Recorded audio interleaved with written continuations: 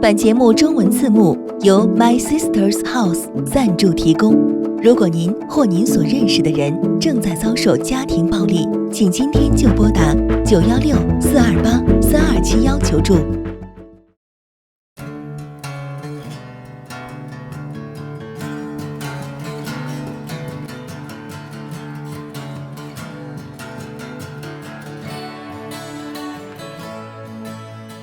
There have been over 800 California-based incidents of hate against Asian Americans since the onset of the COVID-19 pandemic.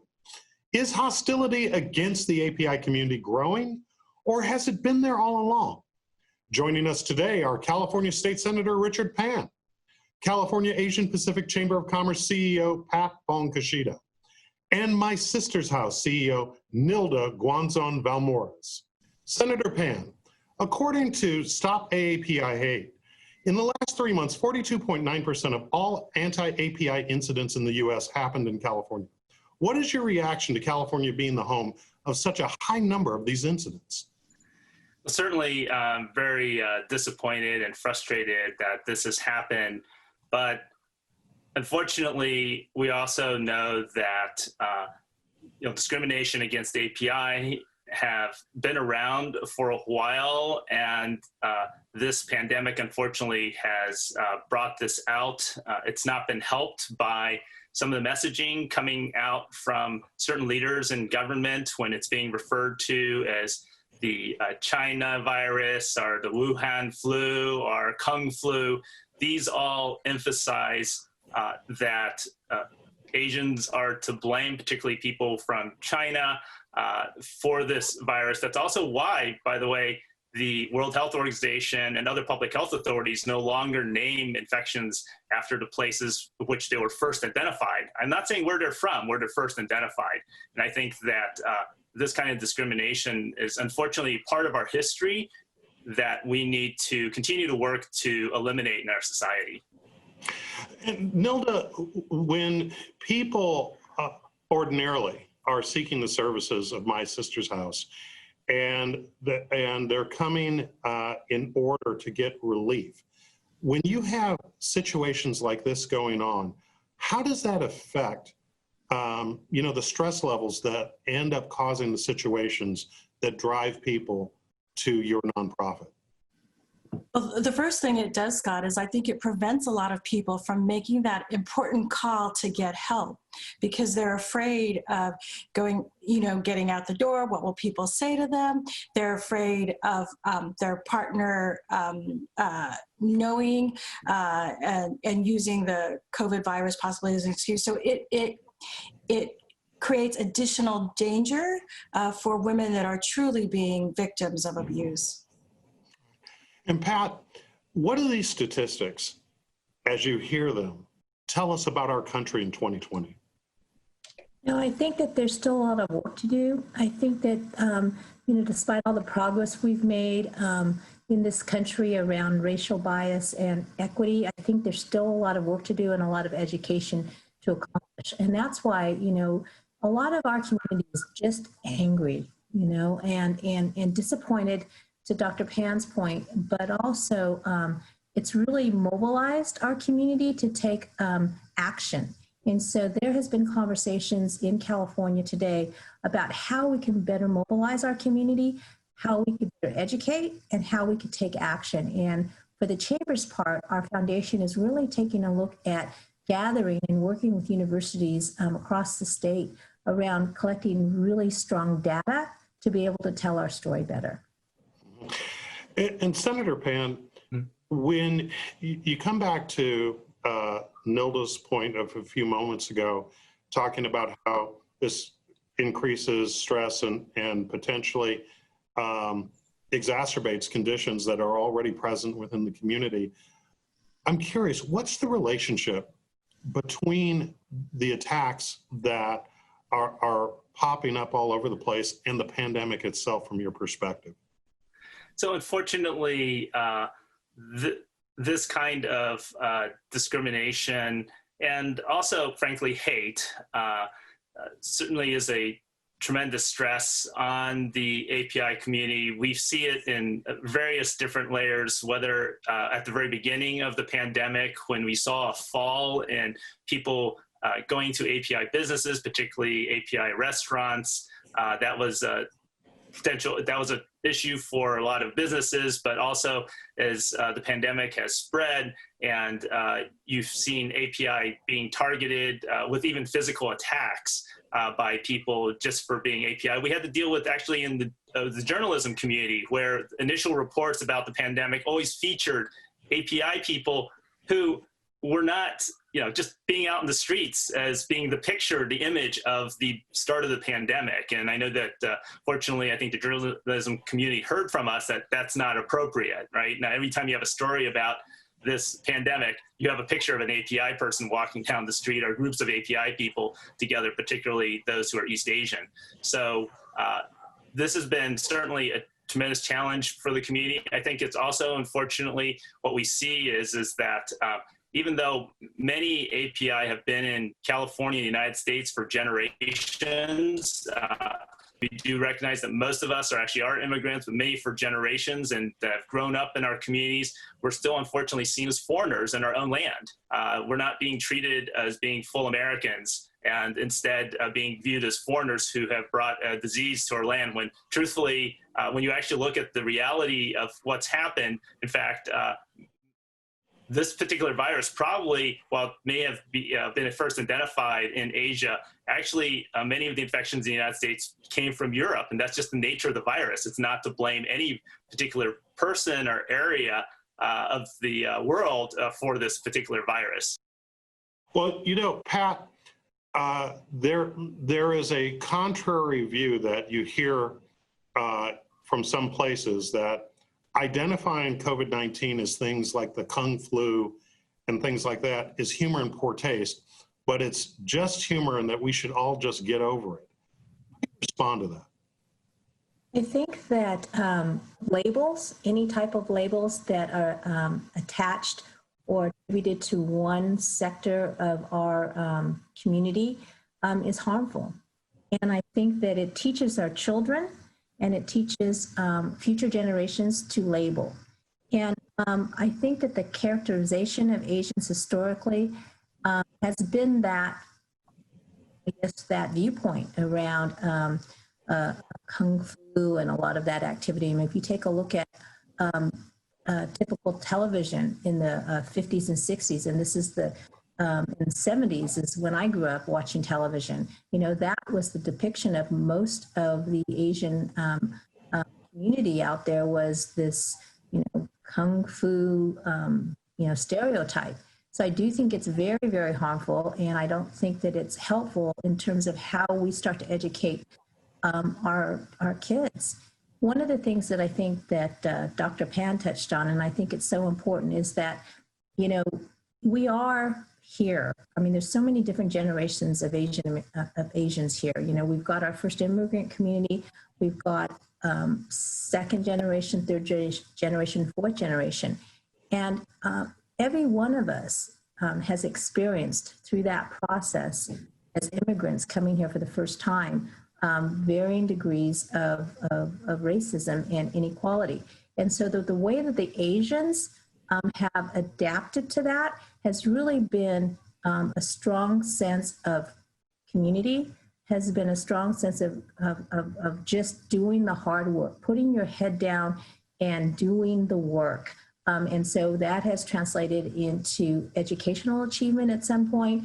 But I will tell you that first immigrant communities in the Asian Pacific Islander community still have the same challenges that all ethnicities do, right?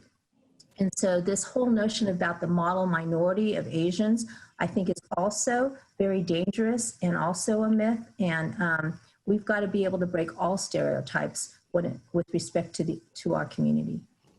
And speaking of stereotypes, Nilda, you and I have spoken about the diversity of the women that you serve at my sister's house.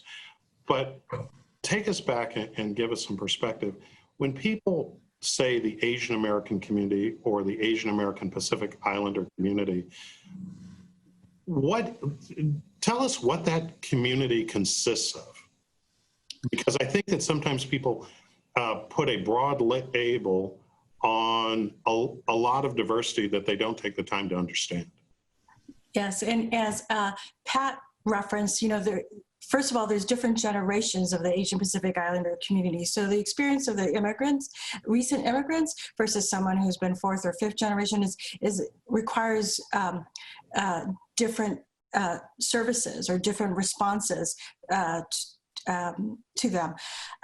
So geographically, when you think of it, we may have people from China, Japan, the traditional, what people think of the Philippines, Vietnam, even some Russian-speaking countries have some Asian history to it, Middle Eastern countries. We actually welcome anybody who walks in our door. But what we feel we do differently and do best is serving those from the Asian Pacific Islander community. So we have Hmong staff members, and all this requires like staff members or volunteers that can speak and relate to the different languages and to the culture. So there are easily almost 20 that we really serve well in terms of the languages and the cultural understanding, but there are many more within just in our Sacramento community of the dialects and of the different countries and the different generations of the Asian Pacific Islander community, and including the different leadership and the socialization that occurs. And actually, Scott, one of the things I want to mention, and I appreciate what Nilda said, is that when we say Asian Pacific Islander, we're talking about people coming from the largest continent in the world and the largest ocean in the world. So we have a huge diversity of cultures. We have a huge diversity of languages, experiences that fall into that. And I think we also need to recognize that with that, you do, unfortunately, sometimes when we talk things like the model minority myth, I think our Native Hawaiian Pacific Islanders often may feel like they get neglected in that situation, right? So we paint the group with a broad brush at times. At the same time, though, as we see in COVID, while yes, we come from different backgrounds, and while a lot of the hate may be directed more at Chinese Americans, but yet it's actually directed toward the entire API community. We've seen Pacific Islanders being attacked around COVID, right? We've seen people from other parts of Asia being attacked for COVID as well. So in many ways, we have to deal with the sort of the diversity within our own API umbrella, recognizing that we do have different backgrounds and experiences that we come from. At the same time, the way that we're seen by the rest of the community is sometimes, in similar ways. So when it came to COVID, people weren't trying to decide, well, you're Chinese, you're Korean, you're Vietnamese, you're South Asian, you're Pacific Islander, you're Native Hawaiian. You're just, so people still directed hate across the board. And I think you see that in the reports from that database. Well, it's interesting. Pat, trying to make a comment? No, I think Nilda was. Oh, it's Nilda. So I wanted to share a story of, it wasn't our client, but it was a Korean woman who was escaping a bad situation, putting down a deposit on a new place so she could flee her abuser, had the money, had the resources, and then was denied and basically was told because she was Asian and she might have COVID. And so those are the kind of things that we especially need to be able to protect our women, and that this COVID situation is making it harder. It's interesting. These stories resonate.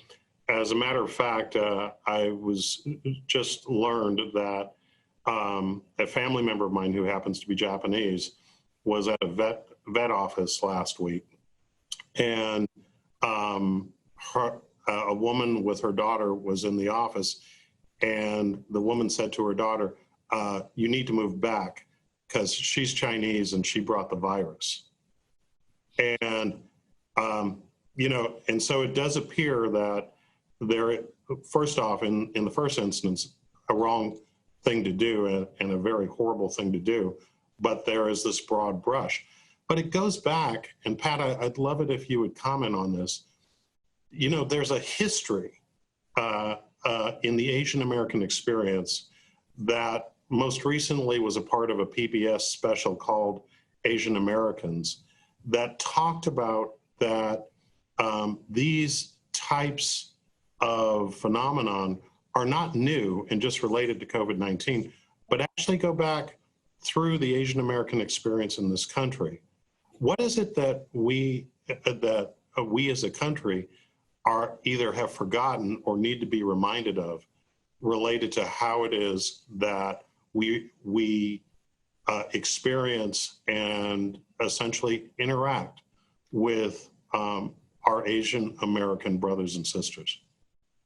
Thank you, Scott. You know, Chinese Exclusionary Act, Japanese internment camp. I mean, these the history of the Asian Pacific and Asian Pacific Islander experience here in America has been fraught with, you know, just continued racism, inequity, and has been so harmful to our communities. And, you know, and it's unfortunate to this day we continue to see that being played out over and over again. Part of, I think, our challenge as a community, and, you know, we're not as Nilda and Dr. Pan alluded to, you know, there's so many different types of ethnicities underneath our umbrella, right? And so part of the challenge, but part of the opportunity is having an understanding of the cultural nuances of each of our communities and elevating the discussion and elevating that dialogue. We as Asian Pacific Americans, and just culturally, and Scott, you and I talked about this, culturally, we are taught not to make waves. We are taught as a culture to assimilate. We are taught as a culture that you as an individual don't matter, but collectively as a unit, you matter. So some of the issues that keep confronting us, and it plays itself over and over again. I remember having a conversation with my father-in-law who was interned in a concentration camp during World War II, he and his family. You know, they were very beautiful, right? You know, they came, they took all of their possessions. They were escorted to a camp, you know, with all of their other Japanese neighbors and community and folks that they didn't know. They didn't make any waves. In fact, many Japanese male Americans actually signed up to enlisted in the U.S. Army, and you know were I mean there's stories about how brave and and how well they served our America in that particular war. So we just have this tendency, I think, to not want to create conflict. And it's just been ingrained in the way that our culture behaves. So this conversation is long overdue because in talking to folks individually and collectively, a lot of community leaders within the API community here in California, we're just tired. And we want to be able to elevate this discussion nationally, and there are attempts to be able to do that. But it's hard to mobilize our communities in a lot of ways, and this plays itself out also in getting out the API vote, if you will. If you take a look historically at how Asians vote as opposed to other communities, you know, we're very low in those numbers. So I just think that part of it is cultural, and we have to be able to talk about that in a real way.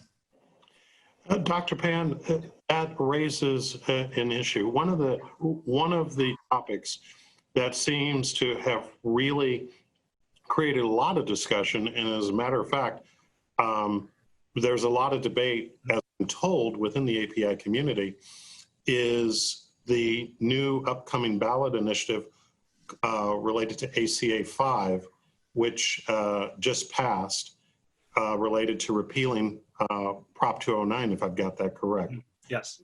Give us an insight into the nature of that conversation, because that seems to be an issue that the API community has been very focused and energized on. First of all, I want to say is that the API community at large supports ACA 5. We've seen this in repeated polling. There is a subsegment of the API community that is opposed. They're concerned, and I understand, because when my family's came to this country and I applied for college, they were concerned that their children, API, particularly Chinese American, may be discriminated against for admission, particularly to elite colleges, so that we could perform well on our grades and our test scores and so forth, and we would still not get in. And people have been concerned about that. And I think that concern isn't necessarily unjustified either, but unfortunately the way they view this as a competition between an API candidate versus, let's say, a candidate from an applicant who comes from another background. And so, but I would say that the larger API community does support. Now, one of the things I want to sort of follow up with what Pat was saying, though, is that, the API community, while it is a community that has usually been in most places, less so in California, a significant minority. And I think it makes it hard, given both the diversity of our community in terms of people coming together and accepting this API umbrella versus saying, well, I'm from this particular part of Asia or this specific part of the Pacific Islands, has been a little bit of a challenge in unity within the community, but also our relationship also with the other ethnic and racial groups too. And first of all, I want to acknowledge that, frankly, it's the Black Americans who have been in the leadership role and who've taken the real brunt of racism here in this country.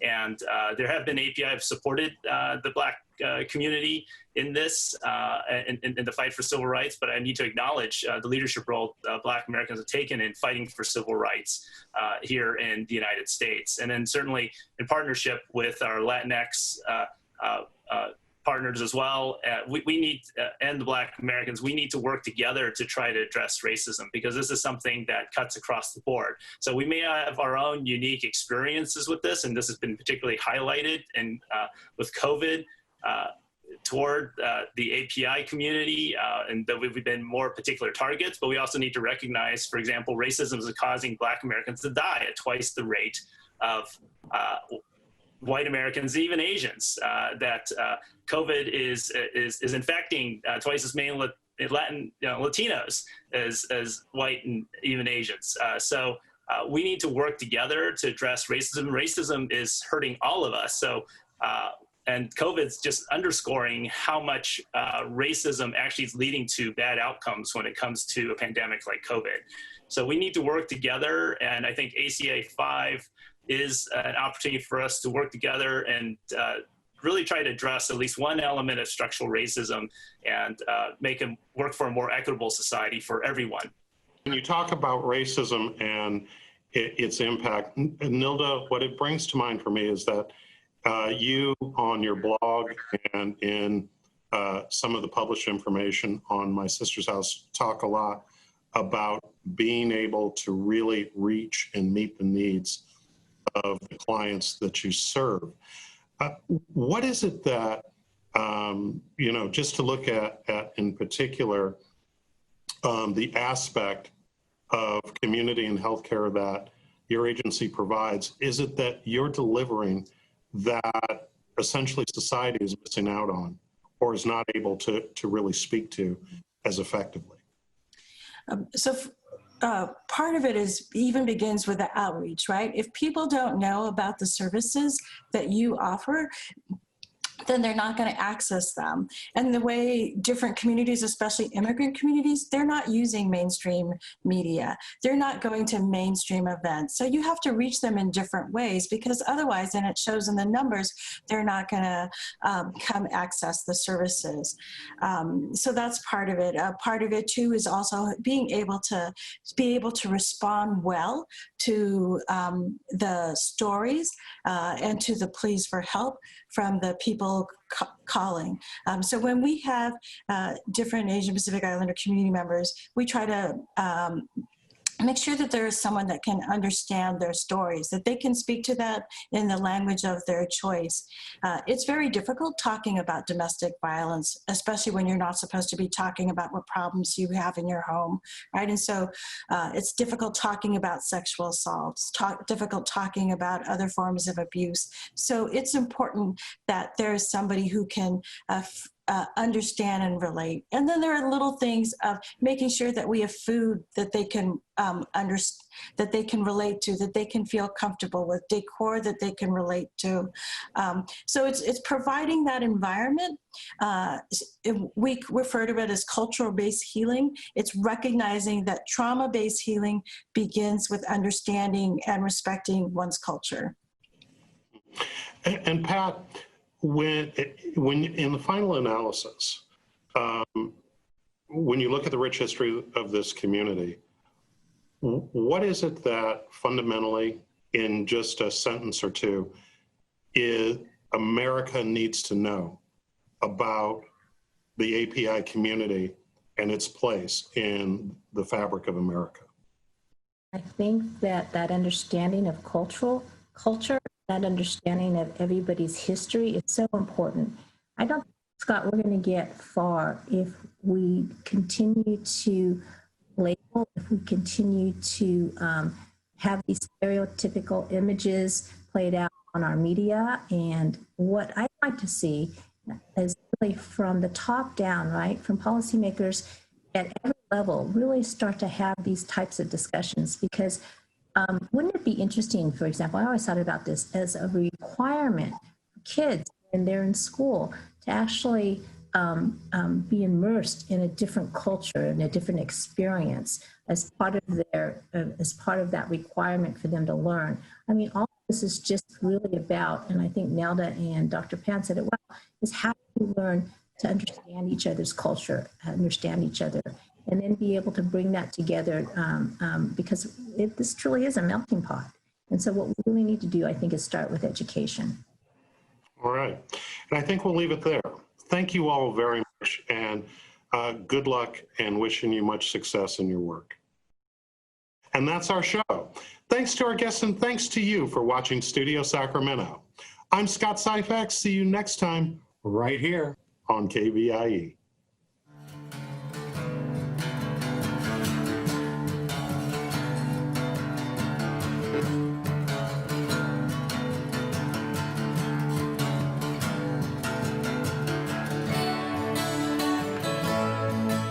All episodes of Studio Sacramento, along with other KVIE programs, are available to watch online at kvie.org/video.